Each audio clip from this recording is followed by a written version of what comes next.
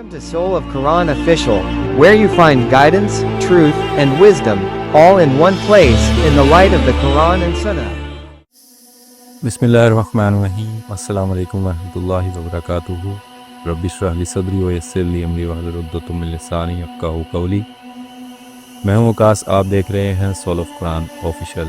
بسم اللہ الرحمن الرحیم۔ آج ہم جانیں گے اعوذ باللہ کی تفسیر اور اس کے احکام۔ قرآن پاک میں ہے خذ العفو، یعنی درگزر کرنے کی عادت رکھو، بھلائی کا حکم کیا کرو اور جاہلوں سے منہ موڑ لیا کرو۔ اگر شیطان کی طرف سے کوئی وسوسہ آ جائے تو اللہ تعالیٰ سننے والے جاننے والے کے ذریعے پناہ طلب کر لیا کرو۔ اور جگہ فرمایا ادفع باللتی، برائی کو بھلائی سے ٹال دو۔ ہم ان کے بیانات کو خوب جانتے ہیں۔ کہا کرو کہ اللہ شیطان کے وسوسوں اور ان کی حاضری سے ہم تیری مدد کے ذریعے پناہ چاہتے ہیں۔ اور جگہ ارشاد ہوتا ہے ادفع باللتی ہی احسن فاذا الذی، یعنی بھلائی کے ساتھ دفع کرو تم میں اور جس دوسرے شخص میں عداوت ہوگی وہ ایسا ہو جائے گا جیسے دلی دوست۔ یہ کام صبر کرنے والوں اور نصیب والوں کا ہے۔ جب شیطانی وسوسہ آ جائے تو اللہ تعالیٰ سننے والے جاننے والے کے ذریعے پناہ چاہو۔ یہ 3 آیتیں ہیں اور اس معنی کی کوئی اور آیت نہیں۔ اللہ تعالیٰ نے ان آیتوں میں حکم فرمایا کہ انسانوں میں سے جو تمہاری دشمنی کرے، اس کی دشمنی کا علاج یہ ہے کہ اس کے ساتھ سلوک اور احسان کرو تاکہ اس کی انصاف پسند طبیعت خود اسے شرمندہ کرے اور وہ تمہاری دشمنی سے نہ صرف باز رہے بلکہ تمہارا بہترین دوست بن جائے۔ اور شیاطین کی دشمنی سے محفوظ رہنے کے لیے اس نے اپنے ذریعے پناہ لینی سکھائی، کیونکہ یہ پلید دشمن سلوک اور احسان سے بھی قبضے میں نہیں آتا، اسے تو انسان کی تباہی اور بربادی میں ہی مزہ آتا ہے۔ اس کی پرانی عداوت بابا آدم کے وقت سے ہے۔ قرآن پاک فرماتا ہے اے نبی آدم، دیکھو کہیں شیطان تمہیں بھی بہکا نہ دے جس طرح تمہارے باپ دادا کو بہکا کر جنت سے نکلوا دیا۔ اور جگہ فرمایا کہ شیطان تمہارا دشمن ہے اور اسے دشمن ہی سمجھو، وہ اپنی جماعت کو اس لیے بلاتا ہے کہ وہ جہنمی ہو جائے۔ اور جگہ فرمایا کیا تم اس شیطان سے اور اس کی ذریات سے دوستی کرتے ہو مجھے چھوڑ کر؟ وہ تو تمہارا کھلا دشمن ہے۔ یاد رکھو ظالموں کے لیے برا بدلہ ہے۔ یہی ہے جس نے قسم کھا کر ہمارے باپ حضرت آدم علیہ السلام سے کہا تھا کہ میں تمہارا خیر خواہ ہوں، تو اب خیال کر لیجئے کہ ہمارے ساتھ اس کا معاملہ کیا ہوگا۔ ہمارے لیے تو وہ حلف اٹھا کر آیا ہے کہ اللہ جل جلالہ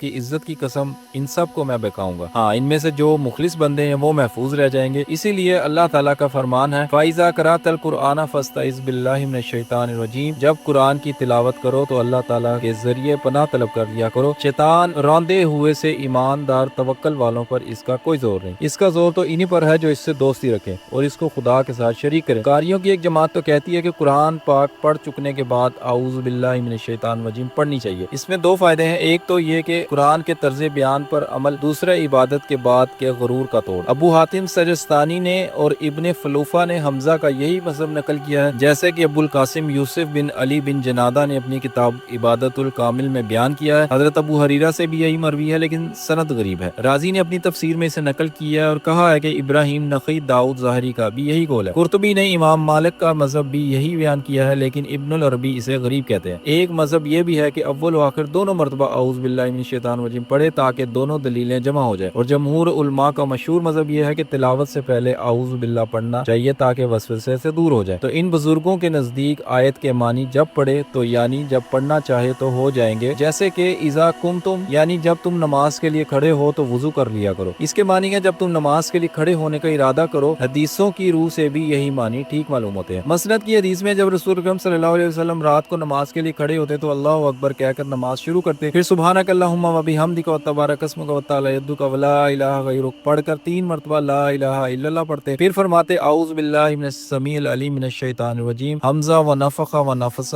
سنن 4 میں یہ حدیث ہے۔ امام ترمذی فرماتے ہیں اس باب میں سب سے زیادہ مشہور یہی ہے، حمز کے معنی گلا گھونٹنے کے اور نفق کے معنی تکبر اور نفسہ کے معنی شعر گوئی کے ہیں۔ ابن ماجہ کی ایک روایت میں ہے کہ یہی معنی بیان کیے گئے ہیں۔ اس میں ہے کہ حضور صلی اللہ علیہ وسلم نماز میں داخل ہوتے ہی 3 مرتبہ اللہ اکبر کبیرہ، 3 مرتبہ الحمدللہ کثیرہ اور 3 مرتبہ سبحان اللہ بکرۃ و اصیلا پڑھتے، پھر یہ پڑھتے اللہم انی اعوذ بک من الشیطان من ہمز و نفخ و نفث۔ ابن ماجہ میں اور سند کے ساتھ یہ روایت مختصر بھی آئی ہے۔ مسند احمد کی حدیث میں ہے کہ پہلے 3 مرتبہ تکبیر کہتے، پھر 3 مرتبہ سبحان اللہ و بحمدہ کہتے، پھر اعوذ باللہ آخر تک پڑھتے۔ مسند ابو یعلا میں ہے کہ حضور کے سامنے 2 شخص لڑنے جھگڑنے لگے، غصے کے مارے ایک کے نتنے پھول گئے۔ آپ نے فرمایا اگر یہ اعوذ باللہ پڑھ لیتا تو اس کا غصہ بھی جاتا رہتا۔ نسائی نے اپنی کتاب عمل الیوم واللیلہ میں بھی اسے روایت کیا ہے۔ مسند احمد، ابو داؤد، ترمذی میں بھی یہ حدیث ہے۔ اس کی ایک روایت میں اتنی زیادتی اور بھی ہے کہ حضرت معاذ نے اس شخص سے اس کے پڑھنے کو کہا لیکن اس نے نہ پڑھا اور اس کا غصہ بڑھتا ہی گیا۔ امام ترمذی فرماتے ہیں یہ زیادتی والی روایت مرسل ہے، اس لیے کہ عبد الرحمن بن ابو لیلہ اور جو حضرت معاذ اسے روایت کرتے ہیں ان کا حضرت معاذ سے ملاقات کرنا ثابت نہیں، بلکہ معاذ ان سے 20 برس پہلے فوت ہو چکے تھے۔ لیکن یہ ہو سکتا ہے کہ شاید عبد الرحمن نے حضرت ابی بن کعب سے سنا ہو، وہ بھی اس حدیث کے راوی ہیں اور اسے حضرت معاذ تک پہنچایا ہو، کیونکہ اس واقعے کے تو بہت سے صحابہ موجود تھے۔ صحیح بخاری، صحیح مسلم، ابو داؤد، نسائی میں بھی مختلف سندوں اور مختلف الفاظ کے ساتھ یہ حدیث مروی ہے۔ استعاذہ کے متعلق اور بھی بہت سی حدیثیں ہیں، یہاں سب کو جمع کرنے سے طول ہوگا۔ ان کے بیان کے لیے اذکار و وظائف، فضائل اور اعمال کے بیان کی کتابیں موجود ہیں، واللہ عالم۔ ایک روایت میں حضرت جبرائیل علیہ السلام جب سب سے پہلے وحی لے کر حضور کے پاس آئے تو پہلے اعوذ باللہ پڑھنے کو کہا۔ تفسیر ابن جریر میں حضرت عبداللہ بن عباس رضی اللہ تعالیٰ عنہ سے روایت ہے کہ پہلے